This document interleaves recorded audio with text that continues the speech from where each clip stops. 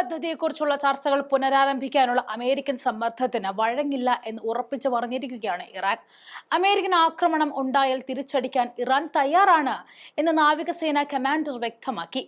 ഇറാന്റെ Islamic revolutionary guard corpus നേവിയുടെ കമാൻഡറായ അലേറിസിയ തങ്സരിയാണ് ഈ പുതിയ ആണവ ചർച്ചകളിൽ ഏർപ്പെടാൻ അമേരിക്കൻ ഡൊണാൾഡ് ട്രംപിനോട് സമീപകാല അന്ത്യശാസനത്തിനെതിരെ പ്രതികരിച്ച് രംഗത്തേക്ക് വന്നത്.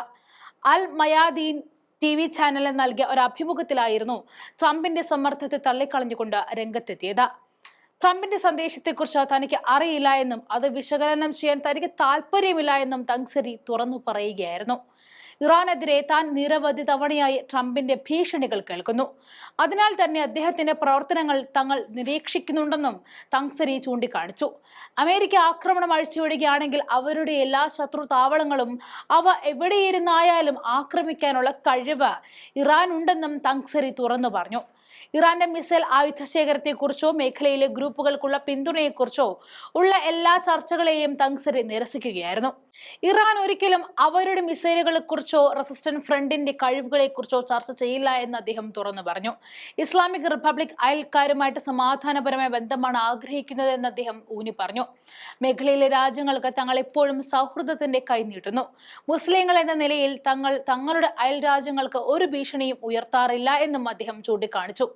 ആണവ കരാറിൽ ചർച്ച നടത്തുവാൻ ആവശ്യപ്പെട്ട് ഇറാന്റെ പരമോന്നത നേതാവ് അയത്തുള്ള അലി ഖമേനിക്ക് കത്തയച്ചതായിട്ടും സ്ഥിരീകരിച്ച ട്രംപിന്റെ അഭിപ്രായത്തിന് മറുപടിയാണ് ഈ പരാമർശം വന്നത്. ഏകദേശം ഒരു വിധത്തിൽ ഇറാൻ ഒരു തീരുമാനം എടുക്കേണ്ടി വരുമെന്നും ട്രംപ് പറഞ്ഞു. ഒന്നുകിൽ ഇരു രാജ്യങ്ങളും സംസാരിച്ച് പരിഹരിക്കേണ്ടി വരും, അല്ലെങ്കിൽ ഇറാന് വളരെ മോശമായ കാര്യങ്ങൾ സംഭവിക്കും. അത് സംഭവിക്കാൻ ഞാൻ ആഗ്രഹിക്കുന്നില്ല എന്നായിരുന്നു ട്രംപ് പറഞ്ഞത്.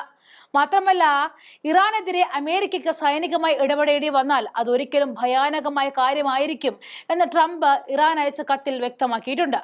അതേസമയം കത്ത് ഭീഷണിയായി തോന്നിയില്ലെങ്കിലും അതിൽ ഇറാന് ചില അവസരങ്ങൾ അടങ്ങിയിട്ടുണ്ടെന്നും ഇറാൻ വിദേശകാര്യമന്ത്രി അബ്ബാസ് അരങ്ചി പറഞ്ഞിരുന്നു. ഇറാന്റെ ആണവ പദ്ധതിയെ ചൊല്ലി വർഷങ്ങളായി നിലനിൽക്കുന്ന സംഘർഷമാണ് ട്രംപിന്റെ ഇപ്പോഴത്തെ നിലപാടിന് കാരണമായിട്ടുള്ളത്. 2015 അമേരിക്ക, യൂറോപ്യൻ യൂണിയൻ, റഷ്യ, മറ്റ് ലോകശക്തികൾ എന്നിവരുമായി ഇറാൻ ഒരു കരാറിൽ ഒപ്പുവെച്ചു. അതിൽ ഉപരോധങ്ങൾ ഒഴിവാക്കുന്നതിന് പകരമായി അവരുടെ ആണവ പ്രവർത്തനങ്ങൾ പരിമിതപ്പെടുത്തുവാൻ ഇറാൻ സമ്മതിക്കുകയും ചെയ്തു. എന്നാൽ 2018 ട്രംപ് ഏകപക്ഷീയമായി അമേരിക്ക ഈ സുപ്രധാന കരാറിൽ നിന്നും പിൻവലിക്കുകയും ചെയ്തു. ഈ വിഷയത്തിൽ പരോക്ഷ ചർച്ചകൾക്കുള്ള സാധ്യതകൾ ഇറാൻ തള്ളിക്കളഞ്ഞിട്ടില്ല. തങ്ങളുടെ ആണവ പദ്ധതി സമാധാനപരമായ ആവശ്യങ്ങൾക്ക് മാത്രമാണെന്നാണ് ഇറാൻ പലതവണയായി ആവർത്തിച്ചിട്ടുള്ളത്.